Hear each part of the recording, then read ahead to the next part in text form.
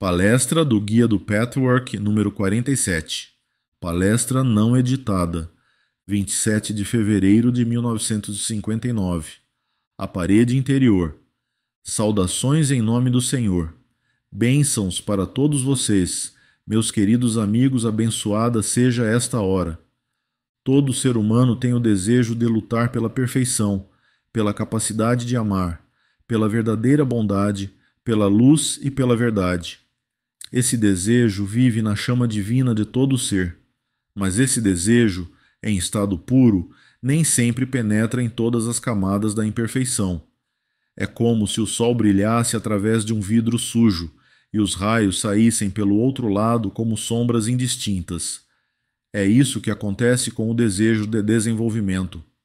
No entanto, meus queridos amigos, muito à parte desse desejo do eu superior, o mesmo desejo de perfeição também vem do eu inferior. Isso acontece com todos os que entenderam que o egoísmo e as metas unicamente pessoais não acarretam muitos resultados desejáveis. Se vocês fossem satisfazer apenas as metas do eu inferior, como ele é em sua essência, vocês não despertariam simpatia, e sem dúvida não seriam amados nem admirados. Portanto, o desejo da bondade também é egoísta. É importante entender isso e admitir no íntimo que o desejo da bondade como tal não tem origem necessária e exclusivamente no eu superior. Esse é um problema que confunde muitos seres humanos. O único modo de ter clareza a esse respeito é tomar consciência das emoções, dos desejos e motivações. Então vocês podem distinguir a motivação pura da motivação egoísta. Essa confusão às vezes é tão grande que muitas pessoas ficam em dúvida se devem procurar concretizar o desejo de bondade, principalmente depois de perceberem que motivações egoístas estão envolvidas. Certamente vocês devem continuar a ter por meta o certo e o bom em vocês e em seus atos, mas sabendo muito bem até que ponto esse desejo é matizado pelo egoísmo. Muitas vezes esse conflito ainda não é consciente.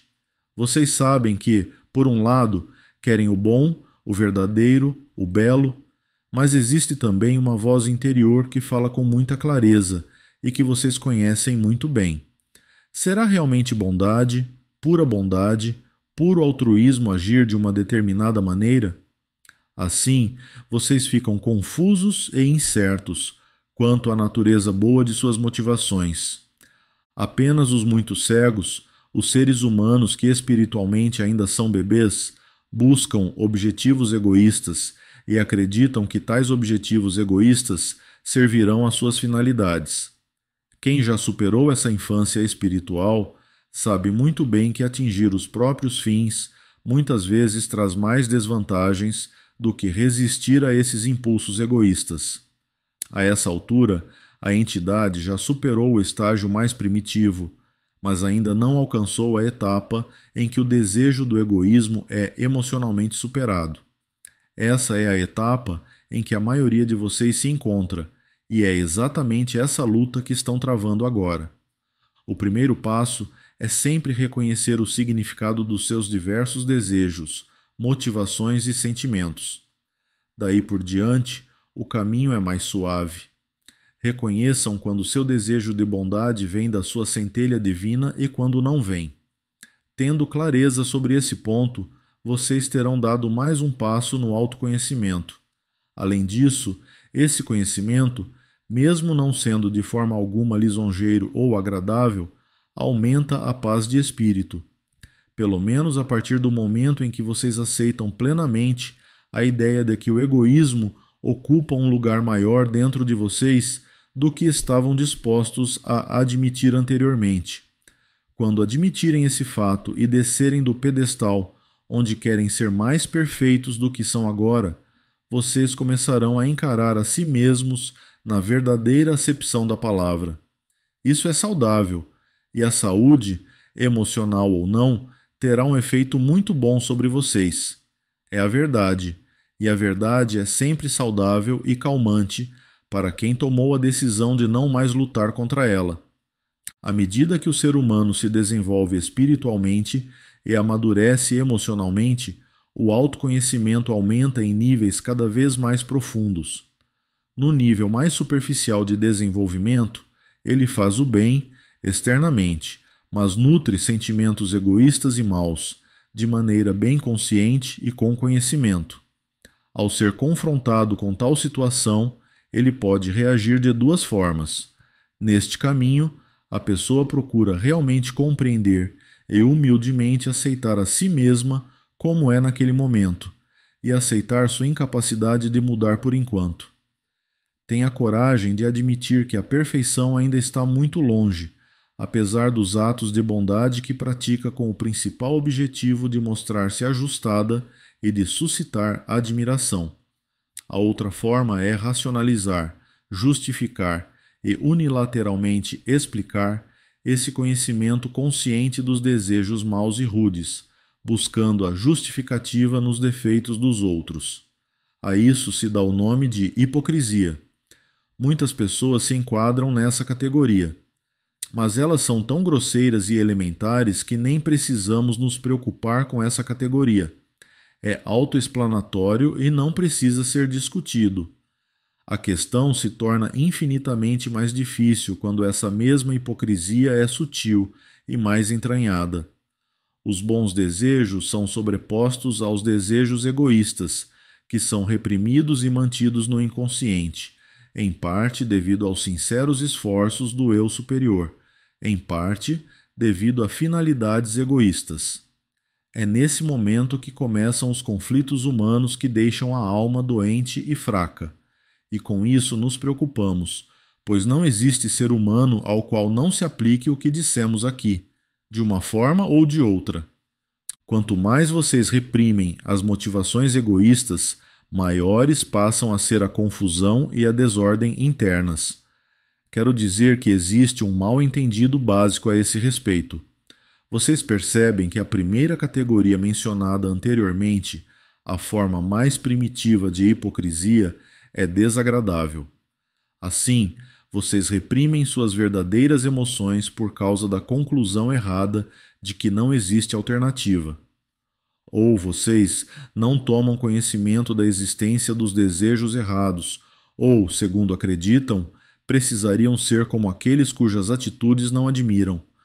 Vocês simplesmente ignoram a ideia de que existe uma terceira alternativa, que é a única sadia, e que leva à perfeição pela qual vocês lutam, ou seja, encarar e admitir o errado, sem ceder aos desejos errados nem reprimir sua existência. O início desse procedimento correto é sempre o mais difícil. Classificar as emoções, descobrir seu significado, encarar tudo o que vocês procuraram não ver. Quanto mais a honestidade consigo mesmo é assimilada, mais profundamente ela penetra no âmago da alma. Mas até atingir o âmago, vocês precisam fazer muita coisa. Sempre que o consciente está separado das emoções, opiniões, pensamentos, conclusões, desejos inconscientes, etc., podemos ver uma parede na alma humana, uma parede divisória, que separa o consciente do inconsciente. Todos vocês sabem que os pensamentos e sentimentos humanos criam formas de matéria sutil, que é uma substância real, tanto quanto a substância material de vocês. Portanto, essa parede é uma realidade, e, infelizmente, muitas vezes uma realidade maior que a matéria de vocês, pois a matéria de vocês é muito mais fácil de destruir do que algumas dessas paredes. À frente da parede está o que vocês encaram e conhecem. Atrás da parede vocês mantêm tudo que é desagradável de encarar, não apenas os seus defeitos e fraquezas, mas também coisas que confundem e amedrontam vocês. Devido a uma conclusão errada inconsciente, vocês continuam a temer essas coisas e deixam de encará-las. E tudo isso fica guardado atrás da parede. Pois bem, qual é a substância espiritual dessa parede, meus amigos? Pois a substância espiritual não é um material que vocês usam porque optaram por fazê-lo, como quando constroem uma forma no mundo material. Nesse último caso, vocês fazem a opção de acordo com o gosto e a necessidade. Porém, o material nada tem a ver com vocês. A substância espiritual, por outro lado, é o resultado do que vocês pensam, sentem e são. É o que se forma com isso. Vocês não podem usar algo de que não dispõem, e vocês só dispõem daquilo que são. Ora, a substância dessas paredes é em parte a boa vontade de vocês, que é ineficaz devido às conclusões erradas e à ignorância. Não se esqueçam, a finalidade da parede é manter o negativo oculto, e uma das motivações desse desejo é, na verdade, a boa vontade mal usada.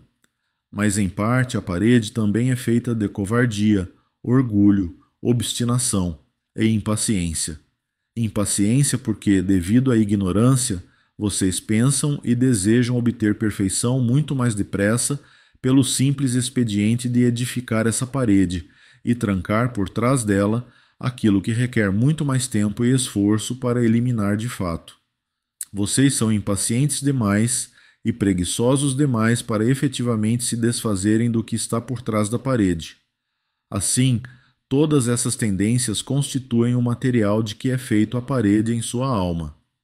À medida que avançam no caminho do autoconhecimento e da perfeição, vocês começam vagarosamente a tirar algumas tendências e atitudes de trás da parede.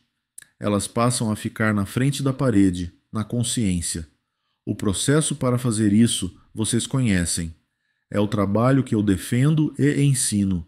Com esse processo, quanto mais sai de trás da parede, mais a parede recua e menos tendências ficam bloqueadas. É um bom trabalho. É assim que deve ser. Prosseguir sempre para tirar mais e mais de trás da parede. Mas, meus amigos, um dia essa parede tem que desmoronar, se vocês quiserem ser íntegros e verdadeiramente saudáveis no maior grau possível. Enquanto trazem dentro de si uma parte qualquer da parede interior, por mais que consigam fazê-la recuar, vocês ainda não estão inteiros. Não funcionam tão bem quanto é o desígnio de Deus. Portanto, vocês devem ter como meta destruir totalmente a parede. Na maioria dos casos, isso não pode ser feito de uma só vez. Se isso for tentado, às vezes, pode-se sofrer um colapso e complicações de toda ordem. Portanto, em muitos casos é aconselhável fazer a parede recuar e tirar aos poucos o que está por trás dela. Assim, a parede não apenas recua, mas sua substância se enfraquece, se o processo for feito corretamente.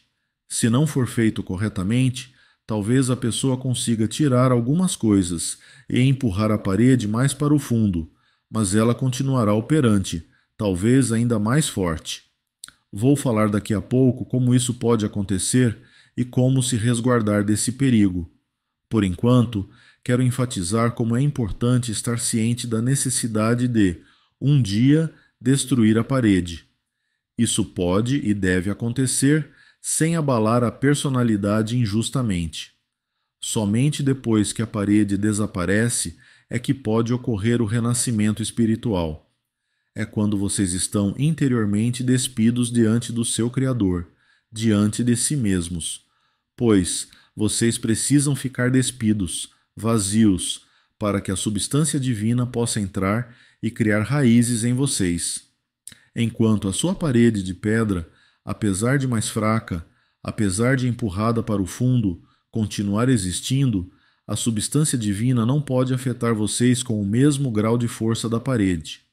Em outras palavras, quanto mais forte a parede, menor o efeito da substância divina que aguarda o momento de penetrar e preencher vocês. Portanto, queridos amigos, todos vocês que trabalham com tanto sucesso nesse caminho, percebam e visualizem essa parede interior.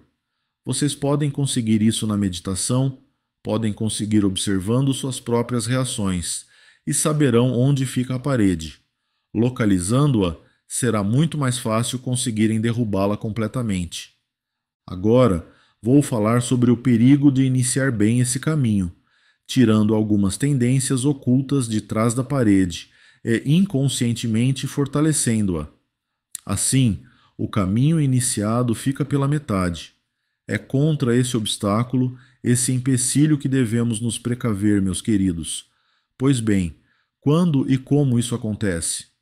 Acontece quando um pensamento, ensinamento, filosofia ou reconhecimento verdadeiro serve como fachada da parede, atrás da qual vocês continuam a se esconder, quando a verdade serve de esconderijo. E isso acontece com muita frequência, meus amigos. Nenhuma verdade está livre desse destino. Muitas pessoas buscam a verdade, e ela pode chegar até vocês por muitos canais. Mas, por mais sincera que seja essa busca, existe em quase todas as pessoas uma resistência a encarar determinados aspectos interiores. Esses dois desejos aparentemente contraditórios podem resultar na seguinte combinação: empreender a busca pela verdade e usar a verdade como escudo protetor da parede. Assim, vocês escondem suas falhas, conflitos emocionais, medos e tendências negativas por trás de uma verdade. Em sua versão crassa e superficial, essa atitude é fácil de reconhecer. Vocês a identificam em qualquer fanático, qualquer pessoa que siga rigidamente um dogma, seja qual for a religião. Uma pessoa assim pode praticar toda espécie de atos maus, ter toda sorte de reações erradas enquanto propõe a verdade religiosa de sua escolha.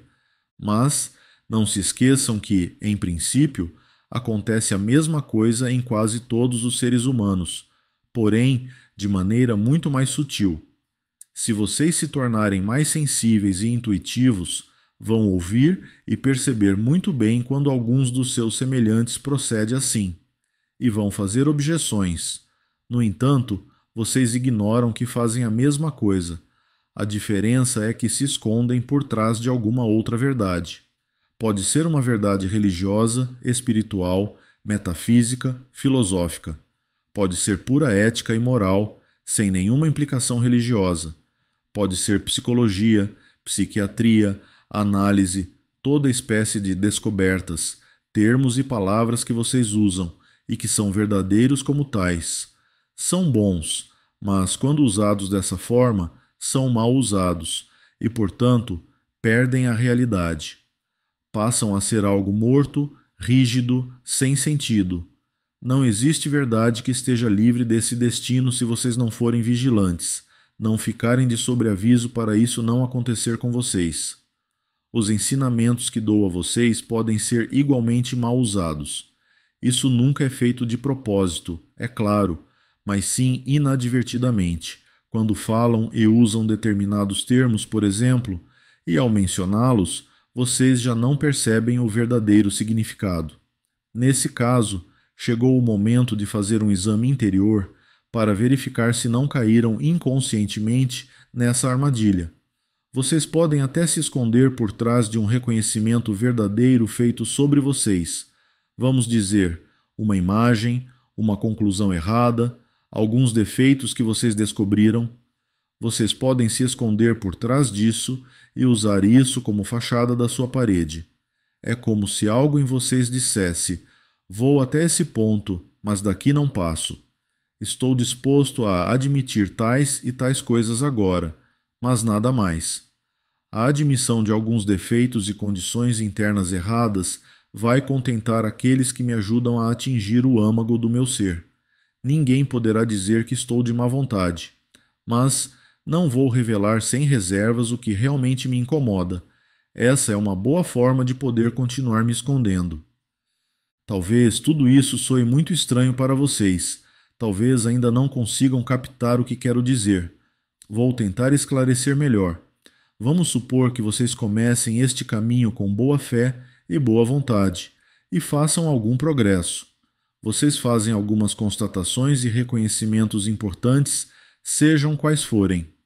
Superam a etapa em que a resistência a encarar a si mesmo se manifesta como desculpas e racionalizações para não seguir adiante, apesar de vocês terem buscado esse caminho. Nessa primeira etapa, a psique encontra desculpas de toda a ordem, dúvidas, incapacidade, etc. Mas vocês já superaram essa etapa.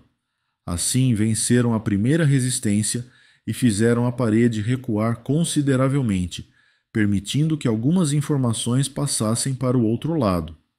A essa altura, vocês superaram a resistência inicial e já estão com os 2 pés no caminho, enquanto antes estavam lutando para começar a trilhá-lo. Mas não imaginem que toda a resistência já tenha sido vencida para sempre. Enquanto existir a parede, a resistência é inevitável. A diferença é que a forma e a manifestação da resistência serão diferentes. Enquanto antes vocês tinham toda espécie de dúvidas e desconfianças, desculpas e pretextos para não trilhar este caminho, agora vocês trabalham e descobrem, mas ainda com certa reserva. E para justificar essa reserva, vocês tomam as descobertas que fizeram até agora e as aumentam. Vocês podem até deixar que a importância delas aumente desproporcionalmente, com o intuito de, dessa forma, não irem mais fundo. Vocês usam essas palavras repetidamente até elas se tornarem rígidas e deixarem de proporcionar a vocês a força vital. Toda verdade proporciona força vital. Se deixar de fazer isso, se as palavras ficarem automáticas, chegou a hora de examinar a si mesmo desse ponto de vista e descobrir a parede. Com a percepção da parede, vocês podem travar essa batalha saudável com a ignorância e a resistência. Somente vocês mesmos podem descobrir quando e como estão se escondendo por trás da parede, que verdade estão usando para isso. É somente mediante o exame dos seus sentimentos, da escuta das suas emoções, que vocês podem obter a resposta. O fato de terem vencido a resistência inicial e conquistado a primeira vitória é, pelo menos na maioria dos casos, um marco que indica que vocês não deixarão de trilhar este caminho. Mas não significa que não existam outras resistências à espreita, outras vitórias que precisam ser vencidas. Mesmo que vocês nunca mais saiam do caminho, podem ficar detidos em determinado ponto, caminhando em círculos, sem penetrar mais fundo. Isso acontece quando a verdade e as verdadeiras descobertas são usadas como esconderijos. O subconsciente é inerentemente contrário a abandonar seus subterfúgios. Para ele, expor-se a um sério perigo. Ele é ignorante e tira conclusões totalmente erradas a esse respeito, como em muitos outros. Portanto, opõe-se ao desmoronamento da parede e concebe estratagemas de todo tipo para impedir que vocês trabalhem nesse sentido, por maior que seja a sua boa vontade. Essa deve ser uma indicação importante para muitos dos meus amigos, para mostrar a eles qual pode ser o ponto de perigo nesse momento, em que direção olhar para dentro para conseguir novas vitórias e penetrar mais fundo na própria alma. Isso evitará a estagnação para muitos, pois agora vocês saberão de que ângulo devem examinar a si mesmos. Isto está claro, meus amigos. Alguém quer fazer alguma pergunta sobre esse tema?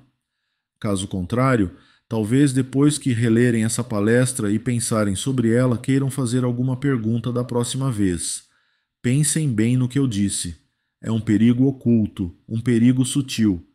Se tiverem o desejo real de fazer a parede ruir, para ficarem vazios e nus em sua alma, vão perceber com muita clareza onde e de que forma exatamente existe a parede de cada um. É sempre mais fácil perceber a parede dos outros, e ao mesmo tempo absolutamente não perceber a sua própria. Vocês podem se esconder por trás de uma verdade diferente, um reconhecimento diferente, mas podem estar se escondendo, exatamente como os outros. Incluam esse aspecto nas suas preces, meus amigos. Peçam a ajuda de Deus primeiro para ver a parede, e depois para ter a coragem e a humildade de deitá-la abaixo. Agora, antes de passarmos para as perguntas, eu gostaria de dizer a vocês que surgiu um plano para a formação de um segundo grupo menor, o primeiro, por assim dizer, círculo interior. Eu gostaria de dizer que isso seria muito recomendável. Nesse trabalho em comum no grupo, vocês podem realizar muito. Podem ajudar uns aos outros. Todos os que trabalham em equipes que discutem imagens devem se reunir para realizar outros trabalhos em grupo, onde poderão discutir seus problemas, suas dificuldades, seus êxitos. Ao mesmo tempo, isso vai ajudar muitos a criar laços de fraternidade. Nós incentivamos e abençoamos essa iniciativa.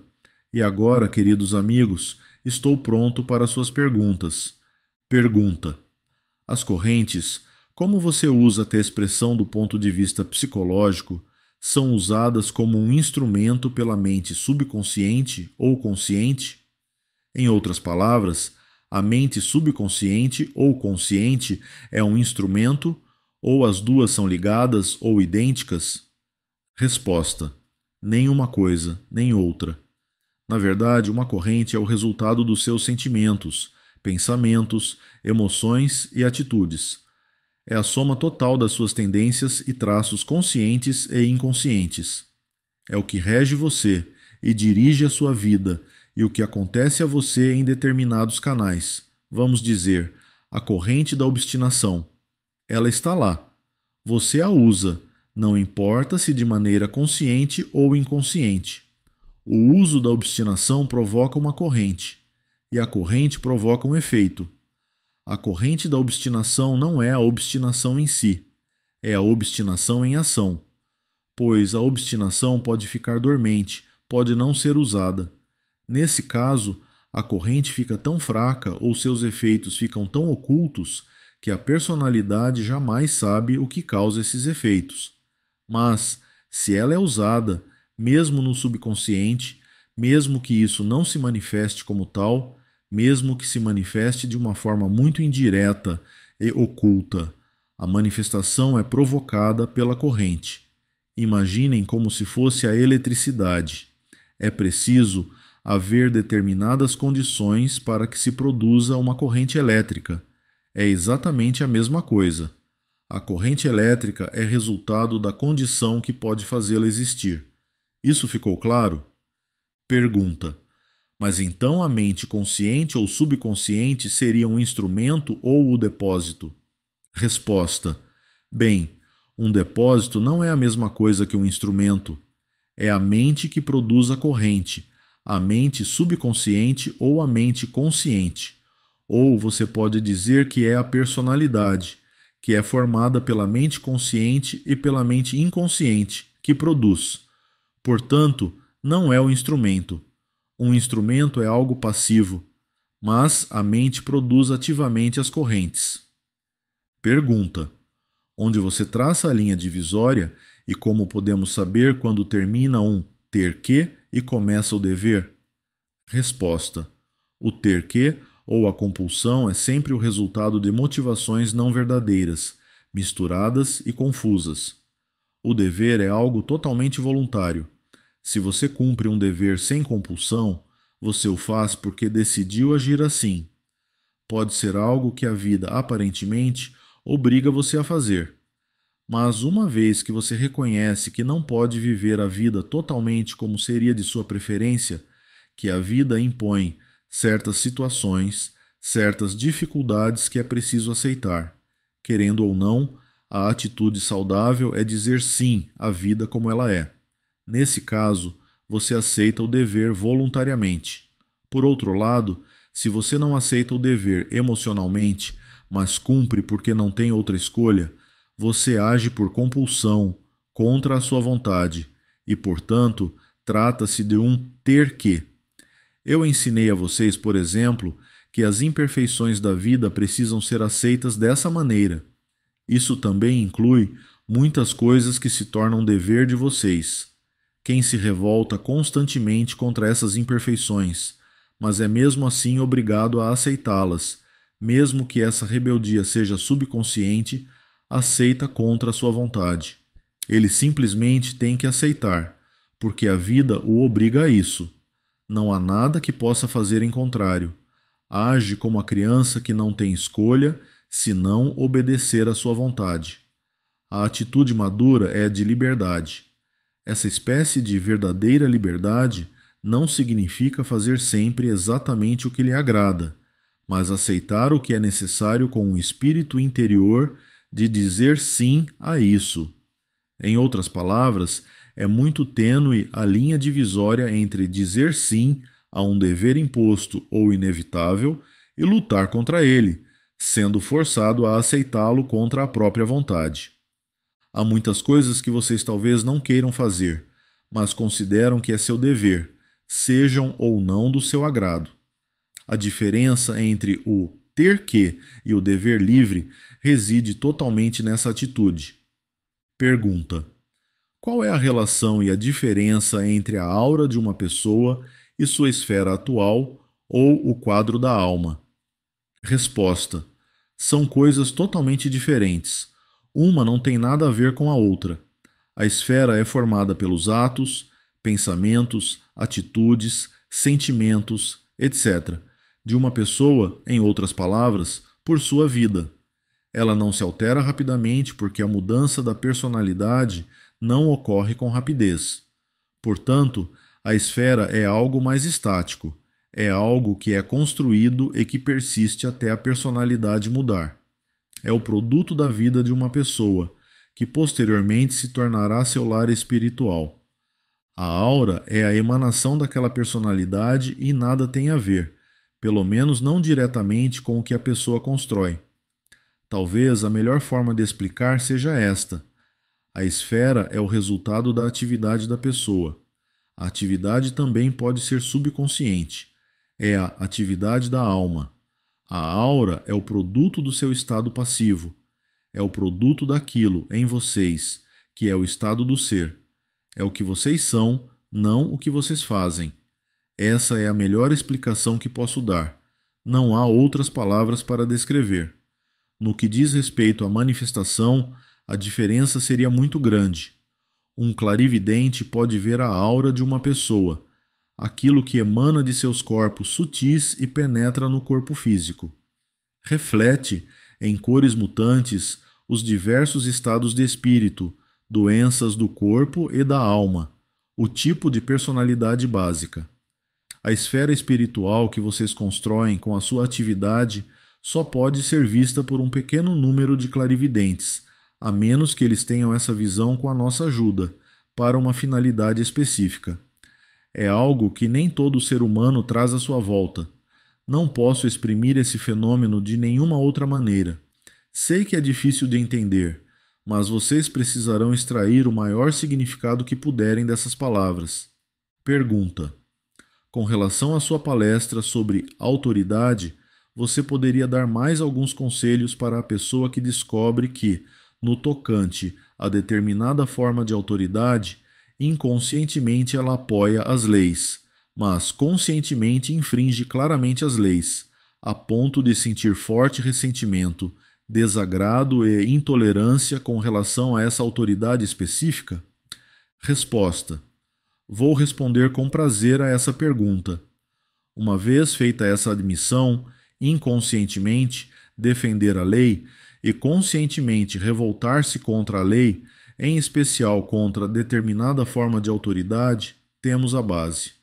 Sem essa admissão, nada pode ser alterado. O passo seguinte é aquilo que digo tantas vezes. Sempre que observarem as suas reações na vida cotidiana, pensem desse ponto de vista. O que eu sinto? Como gostaria de ser? Por que reajo dessa forma? O que está por trás dessa reação? Quais são as emoções que me levam a reagir uma vez de uma maneira e de outra vez exatamente da maneira oposta? Por que às vezes sou um seguidor da lei e outras vezes um violador da lei? Quando começam esse trabalho de fazer a si mesmos perguntas desse tipo, e quando finalmente conseguem respondê-las, aprendendo a tornar as suas emoções conscientes e formuladas, vocês passam a entender camadas mais profundas do seu ser, que são responsáveis pelas reações há pouco descobertas. Mas essas ainda não são as respostas finais, apenas levam até elas. As observações constantes e distanciadas das suas reações diárias, a sua atitude em relação a elas e o aprendizado por meio delas do que está por trás delas, isso tudo é, por si só, um agente de cura em alto grau. E além do mais, ao fazer tudo isso, sem pressa, sem tensão, Com firme perseverança, vocês vão ver todas as conclusões erradas associadas a essas atitudes. O importante, nesse momento, é pensar nessas conclusões até as últimas consequências, entender por que e de que forma elas são erradas e pensar qual seria a conclusão certa. Esse processo mental e a observação da maneira como as emoções, que são mais lentas que o mecanismo cerebral, continuam presas a velhos padrões, permitem a gradual e, a princípio, quase imperceptível mudança dessas emoções. Esse é o único caminho, meus amigos. Nesse contexto, gostaria de dizer algo que disse recentemente em uma das sessões privadas e que acho que é importante para todos. A autoridade não é apenas aquilo que emocionalmente representa o inimigo, as forças repressoras que impedem vocês de fazer o que querem. A autoridade também pode ser representada, no caso pessoal de cada um, exatamente pelas pessoas que vocês mais amam, porque dependem delas. Essa é outra faceta que vocês devem avaliar. Ela se aplica a muitos de vocês. Depois da infância, ela pode aparecer no adulto em uma versão diferente. A maioria de vocês passa por isso na infância. Vocês amam seus pais, que são também a autoridade para vocês. Como vocês os amam, surge o conflito. Talvez imaginem de que forma poderiam solucionar o problema, pois não podem deixar de sentir dependência em relação à pessoa amada, que por isso se transforma em autoridade. A resposta a essa pergunta é: examinem o seu amor. Descubram o justo meio-termo. Em um extremo fica a falta de capacidade de renunciar e, portanto, a incapacidade de amar, uma vontade pessoal muito forte que não abre mão do eu, pois teme perdê-lo.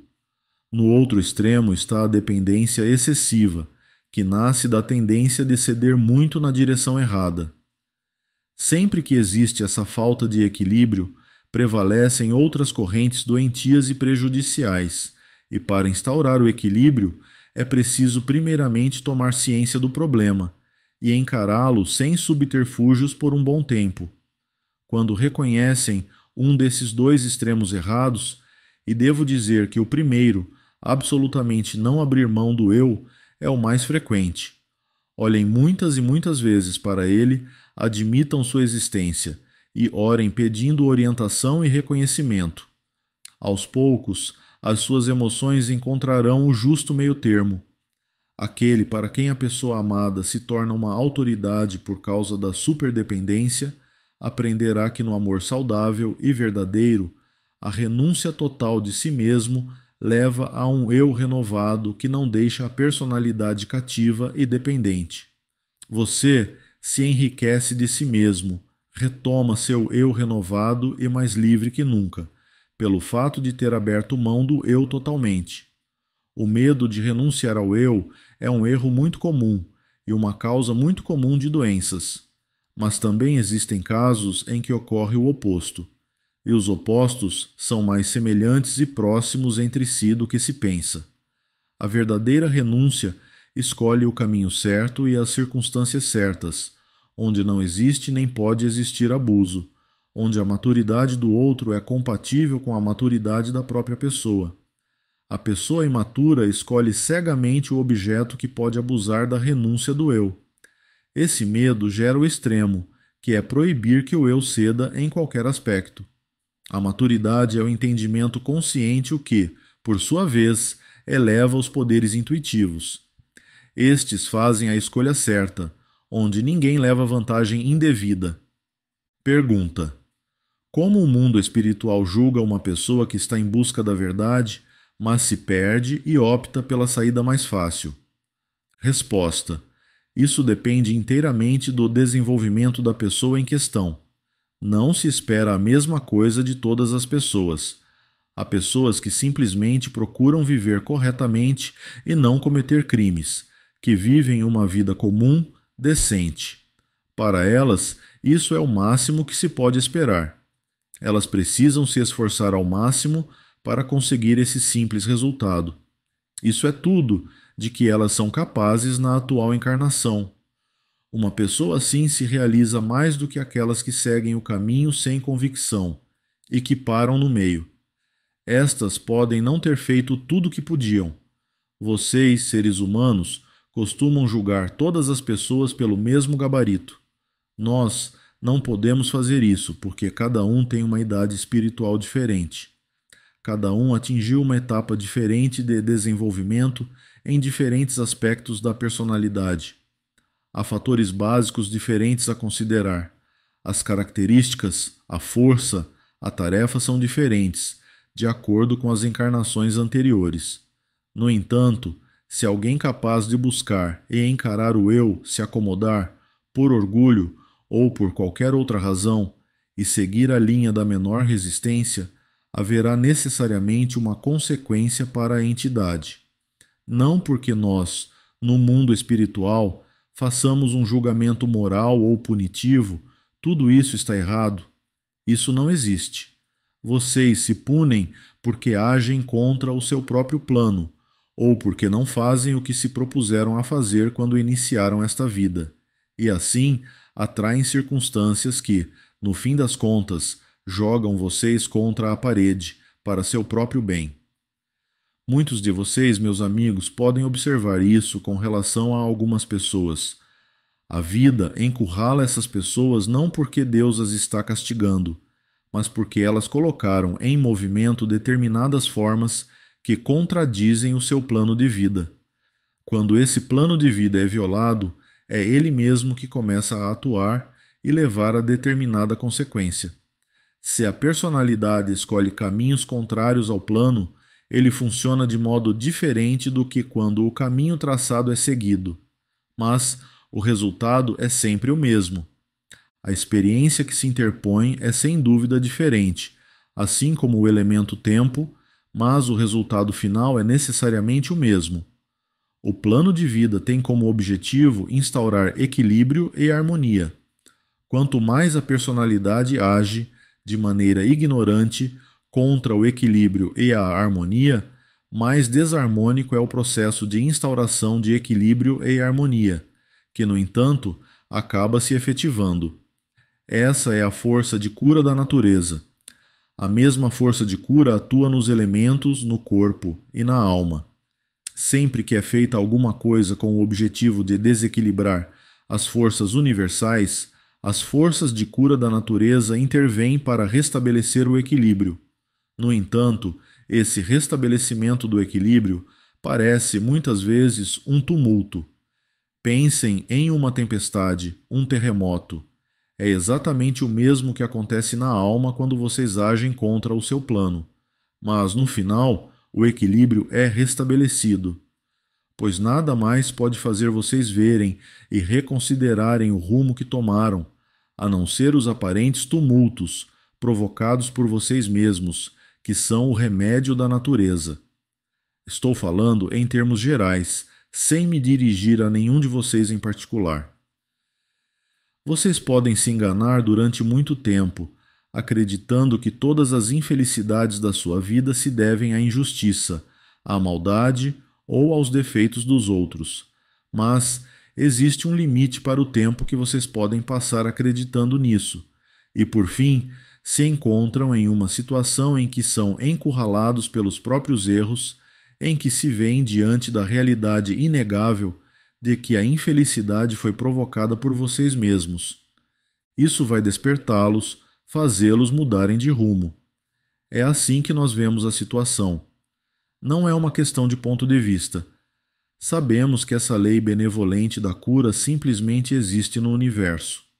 E quando vemos um ser humano, sabemos imediatamente pelas formas da alma, pelas figuras que contém, se ele está agindo totalmente de acordo com seu plano, se está parcialmente de acordo, desviando-se um pouquinho, mas não a ponto de sair totalmente do rumo, ou se está completamente fora de seu caminho, e dessa forma vai aos poucos criando as condições que ele acaba vendo como uma tragédia, mas que são nada mais que as forças curativas da natureza. Queridíssimos amigos, estou autorizado a trazer bênçãos a todos vocês, bem como a todos os seus entes queridos na terra e no mundo espiritual, bênçãos de cura, bênçãos de amor, força e coragem. Prossigam nesse caminho, meus queridos. Para os que ainda não encontraram o caminho, orem para que Deus lhes mostre sua vontade e sua verdade, que é a única verdade. Sejam receptivos unicamente a essa verdade. Vão em paz, meus queridos. Recebam o nosso amor que envolve cada um de vocês. Se ativarem as antenas interiores, saberão que não estão sozinhos. Fiquem com Deus. O direito autoral do material do guia do Pathwork é de propriedade exclusiva da Pathwork Foundation. O nome Pathwork pode ser utilizado exclusivamente pelas regionais autorizadas pela Pathwork Foundation.